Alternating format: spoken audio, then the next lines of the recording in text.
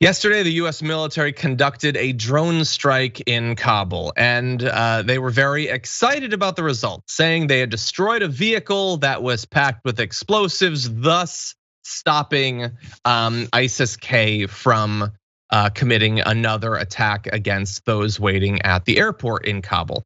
The issue was that whether that ends up being true or not, that's what they're saying. We do know some of who was killed in that strike, and it was not militants. Survivors and neighbors said that the strike had killed 10 people, including 7 children, an aid worker for an American charity organization and a contractor with the US military. The dead were all from a single extended family and were getting out of a car in their modest driveway when the strike hit a nearby vehicle. I mean, look, we're gonna give you a few more details. Understand that there's a lot more detail out there. The New York Times has a great write-up of this where they talk to members of the family. This is like among the worst things I can imagine happening in a situation where I didn't think that much worse could occur. But anyway, the US Central Command is focusing on the fact that they say they destroyed this car bomb that posed an imminent threat. The command said in a statement it was aware of reports of civilian casualties, adding, "We would be deeply saddened by any potential loss of innocent life." They're talking about it in this like detached, passive, hypothetical sense.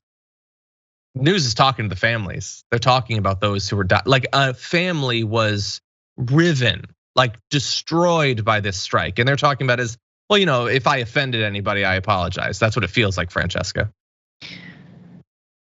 Yeah, I mean, as per usual with the United States, and when civilians are killed in drone strikes, they'll probably receive, $500 a piece and move it along.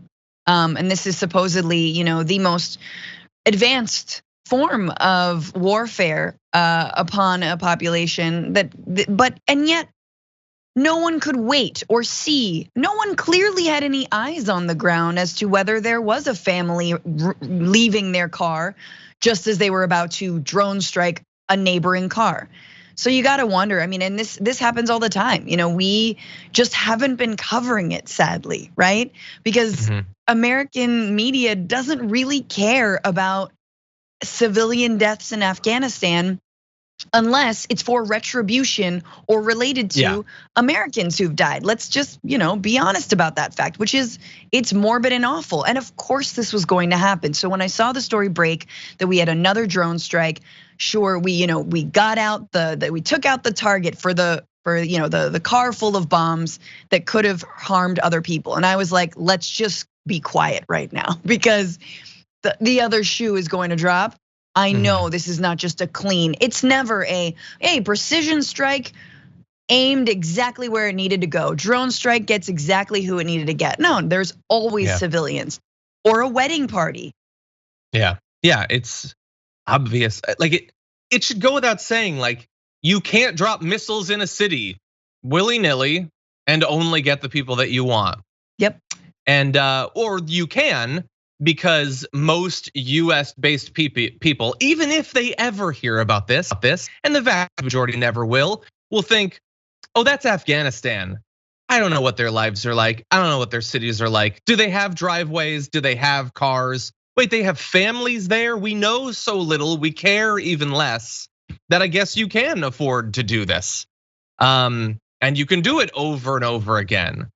Now, look, I understand. So there's a comment in the audience saying, so obviously you feel terrible for the family who died, but what if the bomb had been able to be exploded? First of all, should we take it as a given that they did destroy a car bomb?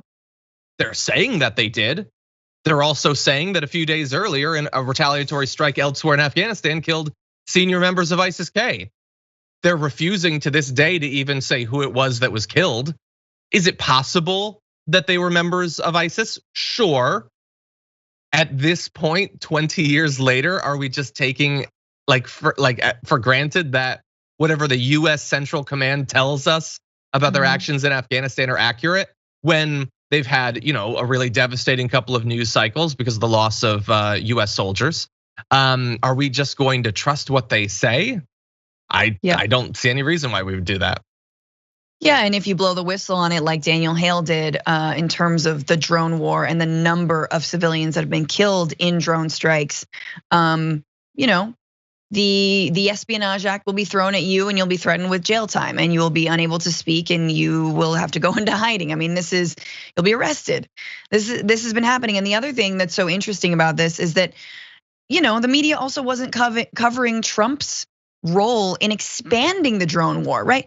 The media loved to talk about Trump. Oh my God, they couldn't get enough of talking about Trump. But whenever it came to Trump in the Middle East, it was as if there were other more pressing problems where when civilians continued to die at the hands of American drone strikes, civilians continued to die at the hands of ISIS-K. And something that I covered in my podcast the other day was that, Trump actually helped negotiate the release of ISIS-K fighters from prison, some of whom might have been the ones carrying out these attacks. So like, are we deliberately not putting together the Lego blocks here, people? Like, do we not want to finish the puzzle? We're just seeing it and we're just like, I'm put the Lego in my mouth instead of instead of make the, put the puzzle together. That's really what we're doing here. And so the last thing I'll say on this, not the last thing, but when is it enough for those who are asking, well, what are we supposed to do? Just, let the car bomb go or whatever. Like, yeah, but when it comes to civilian life, when it comes to perpetuating war, we're using the same terrorist tactics. Yeah, we've got more money, but we're using the same terrorist tactics. We're killing civilians still. When does it end? When can we say enough is enough 20 years after 9/11? Maybe we should stop. Exactly, yeah, and we, in a little bit, we're gonna turn to Lindsey Graham talking about how they're gonna wanna strike us like they did in 9/11, even though it's a different group and all that. Like he's just using the same metaphors. And if you were to ask him why, you would get some BS that you've heard a million stupid times over the last 20 years, and nothing about. Well, first of all, they're trying to get out. They're scared, and you're bombing them. Now, repeat that thousands of times over many years. Now, that does not mean that everyone who's affected by this becomes a militant, but it's got to shift their view of the United States, of the Taliban, of other groups operating in Afghanistan. But I don't know, that's complex. You got to learn about stuff having to do with Afghanistan. Easier to just say they hate us for our freedoms. The idea that if we had no involvement whatsoever there, we were never there, we never bombed anyone, that they would just be like, I heard there was this city, it's Kansas City, in fact, and I hear they have a lot of freedom there, so I want to blow it up. But there's millions of people that think that that's actually how things work. Anyway, I want to give a few more details about this so you really understand how terrible this is. This maybe final horrific, tragic incident during our withdrawal from Afghanistan. One of the individuals who was killed, this is the aid worker, Zamari Ahmadi. His daughter, Samia, was inside when she was struck by the blast wave from the drone strike. At first, I thought it was the Taliban, but the Americans themselves did it. She said she staggered outside choking and saw the bodies of her siblings and relatives. I saw the whole scene. There were burnt pieces of flesh everywhere. And that is what we did. Her fiance died in the explosion. He had been elsewhere in Afghanistan and he traveled to Kabul. He was there in that house, hoping to get out on one of the American flights. And he was killed by us. Their family is never gonna be the same. They lost a huge chunk of their entire family in this one attack. And this is one attack that in 48 hours, there'll be like 10 Americans that remember that it happened. But for them, they're not gonna forget. They can't forget. Afghanistan is not gonna forget. Anyway, there's other news. We shot down some rockets that were aimed at the airport, and technically the airport remains open for the next, 30 or so hours that were supposedly until the deadline, that is. About 1,200 people were airlifted out of Kabul in the last roughly 24 hours, which is obviously far fewer people than had been being withdrawn in the days prior. Now, whether this is because it's not like a hard deadline that we're getting out and they've been gradually withdrawing their forces and their planes and infrastructure, I don't know. Is it because of, as The Intercept reported, Ken Klippenstein was writing on this, they had requested that requests for visas be paused days ago, and maybe this is the product of that. I don't know, but They got a lot of people out, but far less are being removed now. And we're in the closing moments of it effectively, Francesca.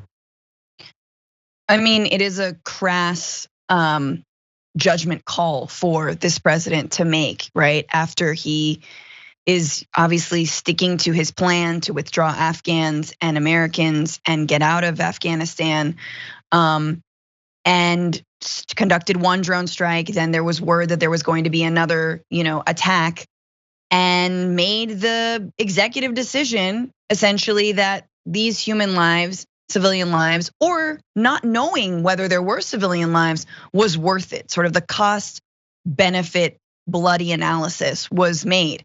And I would argue that was a bad call. And I'm not in his position, but at a time like this, when there are a lot of eyes and there's a lot of media attention on what's happening in Afghanistan, why? And remember how bad your drone program actually is. Listen to the operators who are traumatized because they've either been ordered to fire when they couldn't see whether there were civilians, or they were ordered to fire when there were civilians. Listen, your technology isn't actually that good. Not everything is like a special, SEAL Team 6 going in to get Osama bin Laden. I wish it was. Because the only way to be precise is to actually have boots on the ground, right? If that's what you're trying to do. If not, you're going to kill civilians, and it's gonna be a bad headline, and it's gonna look bad on you. And people like us, who are honestly supporting a lot of the president's moves in terms of really withdrawing and not bowing and caving to some of this right-wing pressure, are gonna criticize you for it, because you should be criticized when there's a loss of civilian and children's lives. Yeah, 100%.